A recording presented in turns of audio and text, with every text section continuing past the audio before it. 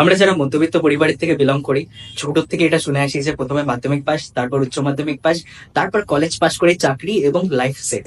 But আদৌ কি এমনটা হয়? চলো একটা অফিসিয়াল রিপোর্ট আজকে তোমাদের সাথে শেয়ার করি। প্রতি বছর 1 কোটিরও বেশি মানুষ কলেজ পাস করে, বাট 25 লক্ষ জব ভ্যাকেন্সি বেরোয় প্রাইভেট এবং গভর্নমেন্ট সেক্টর মিলিয়ে। তো বাকি 75 লক্ষ মানুষ কোথায় যাবে? আর এই কারণে আমি বারবার তোমাদেরকে বলি যে স্কিল শেখা কতটা বেশি জরুরি, নিজের মাইন্ডের উপর, ব্রেনের উপর ইনভেস্ট করা কতটা বেশি জরুরি। তুমি যদি চাকরি না পাও কলেজ পাস করার পর, তাহলে স্কিল শেখা দেখলে এমন কিছু করতে পারবে যেখান থেকে তুমি ভালো টাকা রোজগার করে নিজের ফ্যামিলিকে সাপোর্ট করতে পারবে, নিজের যেগুলো খরচ আছে সেগুলো চালাতে পারবে। তোমার কোনো জব বা চাকরির উপরে বসে থাকতে হবে না, আশা রেখে যাবে কবে আমার চাকরি পাবো, তারপর আমি নিজের ফ্যামিলিকে সাপোর্ট করবো, নিজের খরচ চালাবো। তোমার এত কিছু স্ট্রাগল থাকবেই না।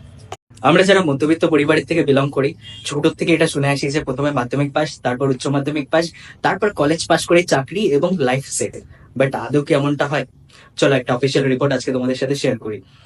প্রতি বছর 1 কোটিরও বেশি মানুষ কলেজ পাস করে, বাট 25 লক্ষ জব ভ্যাকেন্সি বেরোয় প্রাইভেট এবং গভর্নমেন্ট সেক্টর মিলিয়ে।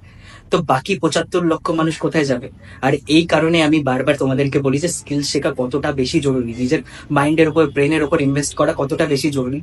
তুমি যদি চাকরি না পাও কলেজ পাস করার পর, তাহলে স্কিল শেখা দেখলে এমন কিছু করতে পারবে যেখান থেকে তুমি ভালো টাকা রোজগার করে নিজের ফ্যামিলিকে সাপোর্ট করতে পারবে, নিজের যেগুলো খরচ আছে সেগুলো চালাতে পারবে। তোমার কোনো জব বা চাকরির উপরে বসে থাকতে হবে না, আশা রেখে যাবে কবে আমার চাকরি পাবো, তারপর আমি নিজের ফ্যামিলিকে সাপোর্ট করবো, নিজের খরচ চালাবো। তোমার এত কিছু স্ট্রাগল থাকবেই না।